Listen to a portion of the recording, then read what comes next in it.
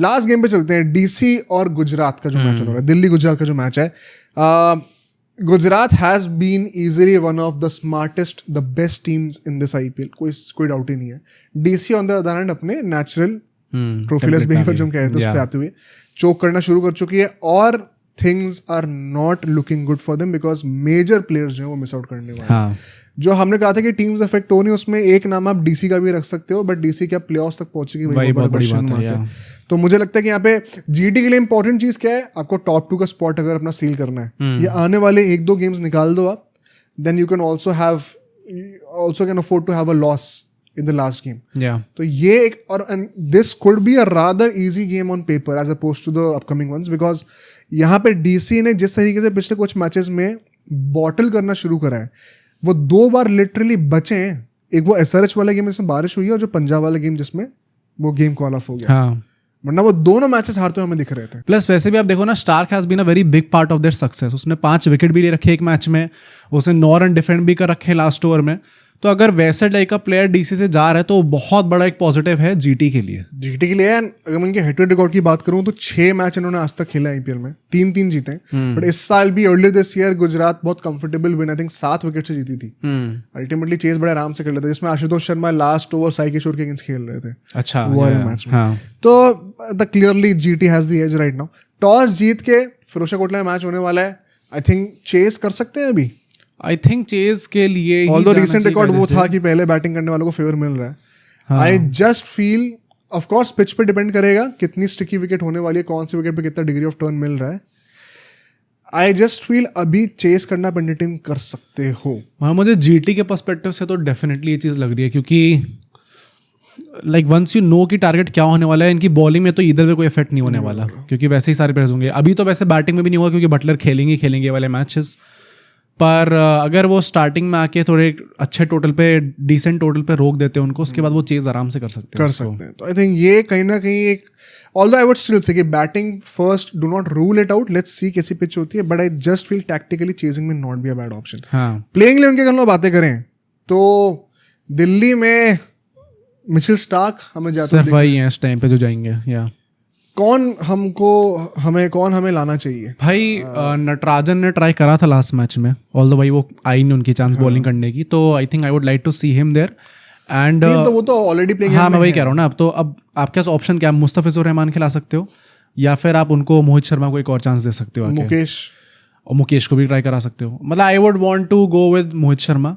आई think जितना easily उनको side कर दिया गया उतना वो डिजर्व करते ही नहीं थे। मतलब frankly speaking he was not performing bad इस सीजन में, तो maybe I would want to see him. देखो, मेन बात मुझे लग रही है कि डेथ बॉलिंग पे स्टार्क को कौन रिप्लेस कर सकता है। तो नटराजन अगर आ रहे हैं साथ साथ थोड़ा सपोर्ट मिलेगा, बट डेथ बॉलिंग अगर हम लोग मोहित शर्मा को कंपेयर करें, मुकेश को कंपेयर करें और मुस्तफिजुर रहमान को कंपेयर करें, तो इस वक्त कौन सा वो बॉलर है जो कि ज्यादा थ्रेटनिंग हमें लग रहा है? मुकेश ने फ्लैशेस ऑफ ब्रिलियंस दिखाई यॉर्कर्स के साथ। मोहित शर्मा का सीजन डेथ ओवर्स में अच्छा नहीं गया। Mustafizur Rahman with his slower cutters, Firozshah Kotla की पिच पे अगर हमें डिग्री ऑफ टर्न मिल रहा है, he could be a very critical one. तो मुझे लगता है शायद वहां पे उनको एज मिल जाए, थोड़ी सी मुस्तफिजुर रहमान को शायद मिल जाए। ओके, बट नटराजन तो डेफिनेटली, मतलब वो एक नॉन नेगोशिएबल है for these guys to exist in the team. एक और चीज मैं बोलूंगा, चेंज तो नहीं है but tactically Abhishek Purohit and Faf du Plessis should be okay. हाँ, फिक्स करो भाई उसको। ये नहीं कि अब अभी इस मैच में ये कर रहे हैं, अगले मैच में कोई और आ जाएगा। करुण नायर कर रहे हैं, केएल राहुल कर रहे हैं, कभी अभिषेक पुरोहित कर रहे हैं, ये नौटंकी नहीं चाहिए। Let's fix them. Karun Nair at number 3, KL Rahul at number 4, opening Purohit and Faf से करो। वो उसको आप क्यों हैम्पर कर रहे हो? अगर मैं गुजरात के पॉइंट ऑफ व्यू से बातें करूं तो यहाँ पर क्या हमें वॉशिंगटन सुंदर आते हुए दिख सकते हैं फॉर मे बी अरशद और Coetzee as per the pitch? अगर पिच में डिग्री ऑफ टर्न मिल रहा है, हाँ दिख रहा है, तो फिर आप ला सकते हो नेचुरली उनको। बस उनके बैटिंग का भी वो लंबा कर देगा, तो आई थिंक ला सकते हैं कायदे से। तो क्या पता भाई आगे जाके प्लेऑफ्स में वैसे भी आप कितना रिलाई करोगे अपनी बैटिंग पे। अगर आप बटलर नहीं होंगे, आप किसी और को खिला रहे होंगे, तो वॉशिंगटन शायद आपको वैसे भी खिलाना पड़ जाए ताकि लंबी हो जाए batting. Plus it's not a do or die game for Gujarat, तो शायद वो अफोर्ड कर सकते हैं। तो Washington could be that one change. की बैटल से मैं बातें करूं, I think Gill versus Starc में देखना चाहता हूँ। स्टार्क तो होंगे नहीं, मुस्तफिजुर रहमान में देखना चाहता हूँ। ओके, क्योंकि पावर प्ले में भी Mustafizur Rahman has not been that effective. अगर आप सीएसके से भी याद करो जब वो खेल रहे थे तो usually towards the end of the scene वो आते थे. अब यहाँ पे अगर हम लोग Natarajan, Mustafizur Rahman and third pacer हमारे कौन, चमीरा हो सकते हैं. हाँ, yeah, most inevitably you would want to try at least 1 over from Mustafizur Rahman then. या तो आप ये कह रहे हो कि मैं अक्षर पटेल को बैंक कर रहा हूँ to him for bowling 2 to 3 overs in the power play और इन द फर्स्ट 7-8 ओवर्स. वो क्या होगा क्योंकि साई सुदर्शन दूसरे एंड पर एक लेफ्टी है. अगर हम लोग बटलर के बाद देखें तो वॉशिंगटन सुंदर खेलते हैं तो टॉप 4 में से 2 लेफ्टी होने वाले हैं. शायद अक्षर पटेल अपने को होल्ड बैक करें. कहीं ना कहीं मुस्तफिजुर रहमान का आना एक पॉसिबिलिटी बन सकता है. एंड क्योंकि उनको अभी तक किसी ने नहीं खेला इस साल, I would love to see him go against Gill. Plus मैं गिल का नाम इसलिए भी ले रहा हूँ बिकॉज मोस्ट लाइकली कप्तानी की अनाउंसमेंट भी आने वाली है. अच्छा, इंडियन हाँ, या तो it would be a big game. या वो चीज़ को कंटिन्यू करें as now officially the captain of the captain of Indian cricket team. मतलब वो नहीं कि टेम्पररी कैप्टन है या फिर एक ट्रांजिशनरी कैप्टन है. तो वो भी एक नैरेटिव बनेगा वहाँ पर.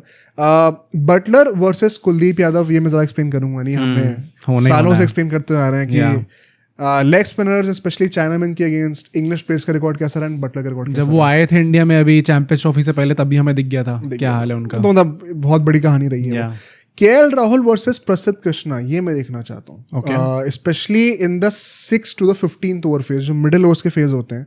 केएल राहुल का रिसेंटली हमें थोड़ा सा स्ट्राइक रेट गिरता हुआ दिखा है, एक्सेलरेट नहीं कर पा रहे वो. और Prasidh Krishna has been perhaps the best pacer in this phase because of his cutters. जिस तरीके से पर्पल कैप भी है, मतलब could be earning a test cap also once again England tour के लिए. You never know.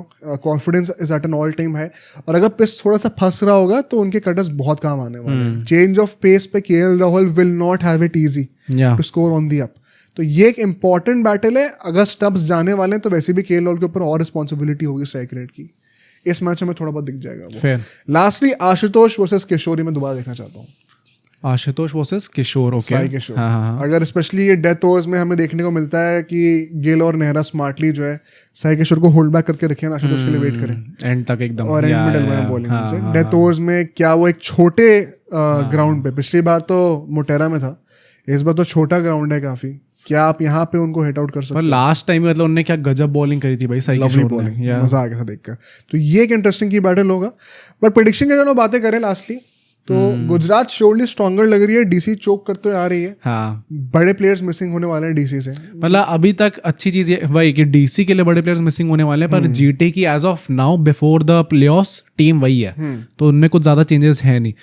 तो जीटी का जो अभी तक टेम्पलेट चलता आ रहा था, जो कैलकुलेशंस थी इनके दिमाग में, जो स्मार्टनेस दिख रही थी हमें जीटी में, जो टैक्टिक्स दिख रहे थे, आई थिंक वो सेमी टैक्टिक्स रहेंगे एंड ये वाला गेम तो ये लोग निकाल लेंगे. कायदे से निकाल लेना चाहिए भाई. I am also backing GT. मतलब डीसी मुझे समहाउ एकदम ऑफ लग रही है. हाँ, I would love for DC to win and make the playoff race more interesting. और ये डीसी हार जाती है तो मतलब आई थिंक कंफर्म्ड है इसके बाद. I don't see them winning against Punjab and Mumbai, दोनों मैच निकाल लेंगे. ऐसा नहीं हो सकता यार. तो आई वोंट बी सरप्राइज अगर ये 7वें नंबर पर भी गिर जाए तो. ओह डैम, 6-7वें नंबर पे गिर जाए तो कोई बड़ी बात नहीं है.